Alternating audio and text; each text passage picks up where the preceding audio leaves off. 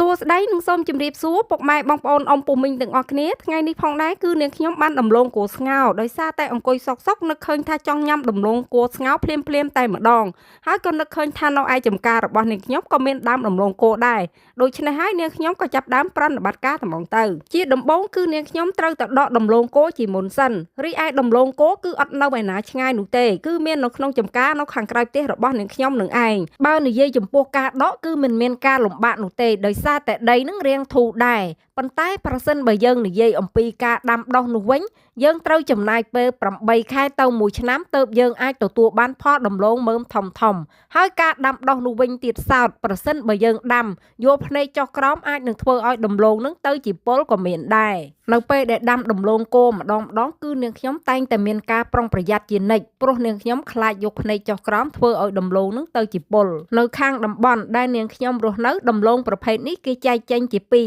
មានដំឡូងមីនិងដំឡូងគោ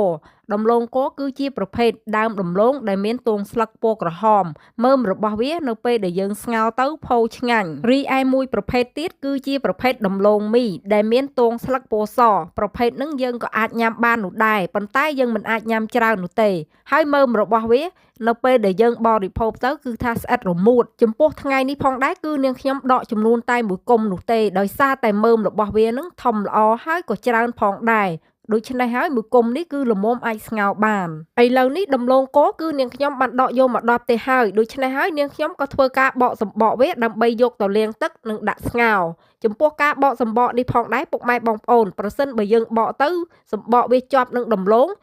ងនោះយើងស្ងោរទៅគឺវាមិនផូរនោះទេវាទៅជាច្រប់ទៅវិញតែបើសម្បកដំឡូងគោនោះយើងបកទៅងាយស្រួលនៅពេលដែលយើងស្ងោរទៅដំឡូងគោនឹងពេលឆ្អិនគឺវាមានសភាពផូរឆ្ងាញ់មែនទែនបញ្ហានេះតាក់ទងជាមួយនឹងការដាំផងដែរដំឡូងគោនៅពេលដែលមានដើមល្អគឺយើងមិនអាចលះមែកវាឬក៏កាច់ត្រួយរបស់វាបាននោះទេប្រសិនបើយើងកាច់ត្រួយរបស់វាធ្វើឲ្យមើមដំឡូងគោនឹងទៅជាមានសភាពច្រប់មិនផូរនោះទេ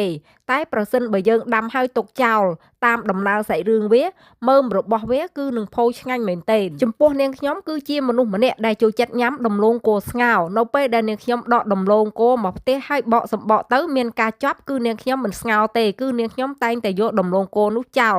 ទោះបីចំណាយពេលស្ងោរក៏ឥតប្រយោជន៍ដែរព្រោះដំឡូងនឹងវាទៅជាច្រប់ហូបមិនកើតដដែលទាំងនេះគឺជាបទពិសោធន៍ដែលនាងខ្ញុំធ្លាប់ជួបហើយនាងខ្ញុំក៏ចង់ចែករំលែកទៅកាន់ពុកម៉ែបងប្អូនទាំងអស់គ្នាឲ្យបានដឹងក្រែងនោះពុកម៉ែបងប្អូនយើងមួយចំនួនគាត់មិនបានដឹងអំពីបញ្ហានេះផងដែរបន្ទាប់អំពីនាងខ្ញុំបានបកសម្បកដំឡូងគោលាងសម្អាតទឹករួចហើយនាងខ្ញុំក៏យកទៅដាក់ស្ងោរនៅពេលដែលស្ងោរពុះទើបនាងខ្ញុំដាក់អំបិលមួយចុងស្លាបព្រាដើម្បីឲ្យដំឡូងគោនឹងមានរសជាតិឡមឆ្ងាញ់ឥឡូវនេះដំឡូងគោរបស់នាងខ្ញុំគឺថាបានឆ្អិនរួចជាស្រេចហើយសូមអរគុណដល់ពុកម៉ែបងប្អូនអ៊ំពូមីងមេទាំងអស់គ្នាដែលបានតាមដានវីដេអូនេះតាំងពីដើមរហូតមកសូមជម្រាបលា